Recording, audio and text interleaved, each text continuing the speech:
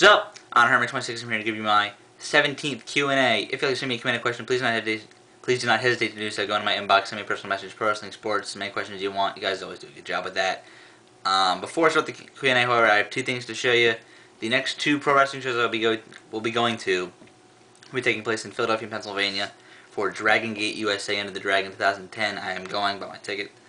And Chikara Rex King of Show. I just got my tickets recently.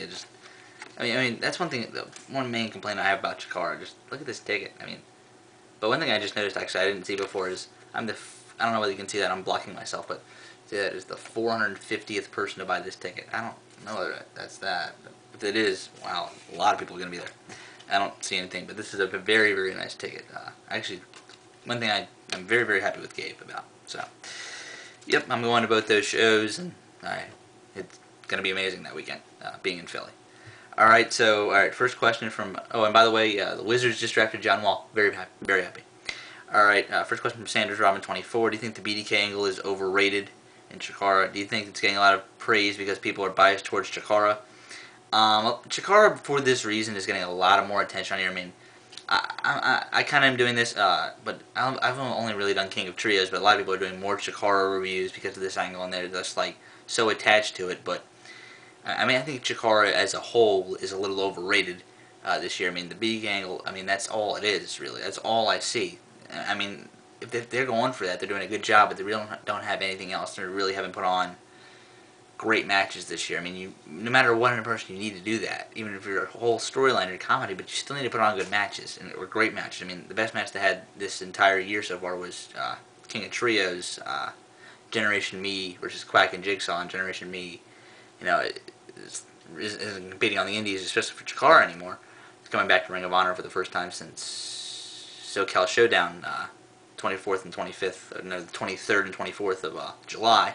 But I think it's a little overrated. I mean, they gotta make sure that it's not going to drag on. I mean, it's very hard to do. I mean, they just added a 9th member in Delirious, so I don't know how this is going to end. But hopefully Chikara surprises me and it ends very, very well. But you know, I think it is a little overrated. I mean, I'm not biased towards Ring of Honor, even though they do have a better storyline in Carino, Generico, Cabana, and Steen. I just feel that is simpler and better at just being a storyline than the BDK is for Chikara. They honestly do a better job. Alright, first question from Bigratthreeten. Who do you think should take the ROH Tag Titles from the Kings of Wrestling? This is one thing about Ring of Honor, I have no idea. It's probably not going to be the Briscoes because they've already had too many shots. The American Wolves, I mean, Davey's kind of going off on his own. You really know that, so it's probably not going to be them.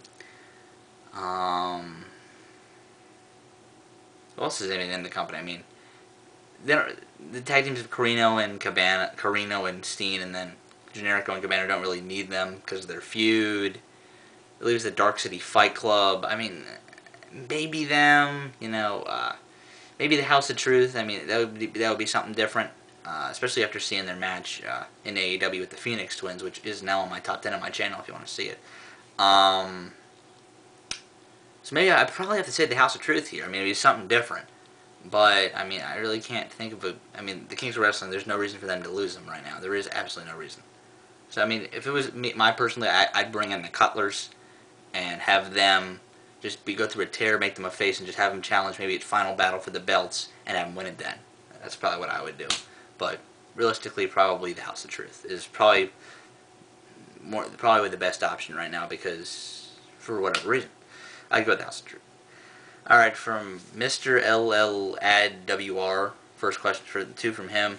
You made a passing remark about Joshi on your Shimmer Volume 28 review, and so I was wondering, are you very familiar with Joshi? If so, what are your favorite Joshi matches? Who are your favorite Joshi stars? And finally, would you ever consider reviewing one of the classic Joshi shows? Would you guys be interested in that? I mean, I wouldn't mind doing it. I mean, there's 3 big shows you hear about when it comes to Joshi are Dream Slam 1, Dream Slam 2, and Big Egg Universe. The only one I have complete on DVD is Dream Slam 1. So if you'd like me to review Dream Slam 1 for you guys, or one of the other 2, I'd be more than happy to do it, but I don't think that appeals to too many people. But if you'd like me to review it, I might still do it. Favorite Joshi stars, all-time number 1's Aja Kong. 2's got to be Akira Hokuto. Today's I really like Ayako Hamada. Before she even came to TNA, I really liked her.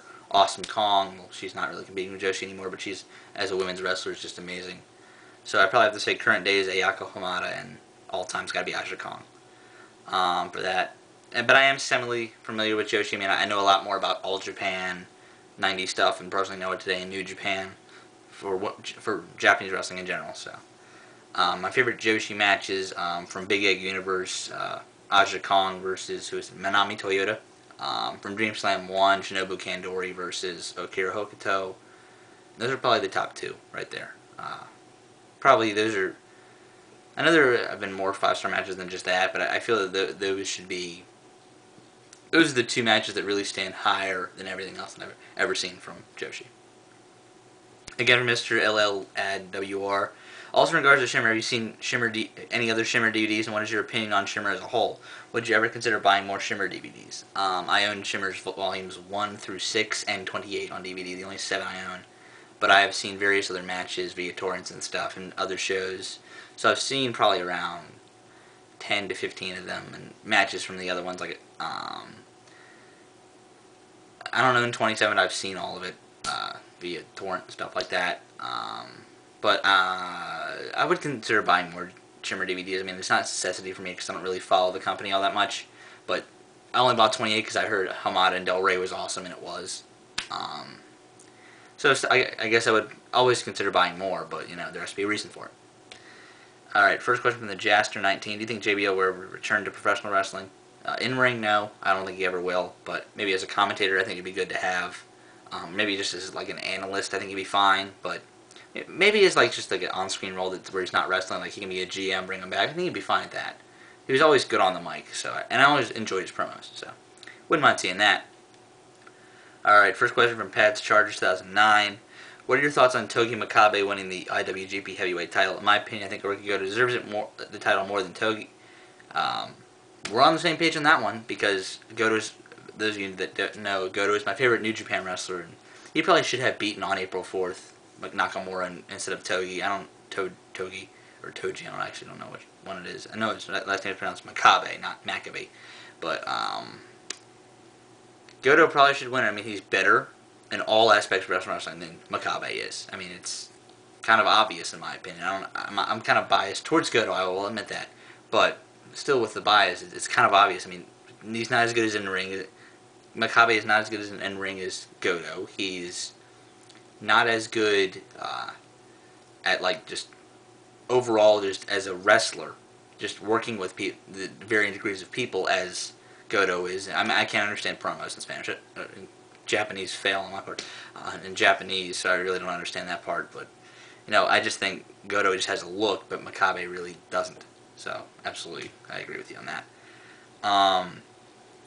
Again, from Past Chargers 2009, would Davey Richards be good in WWE or TNA?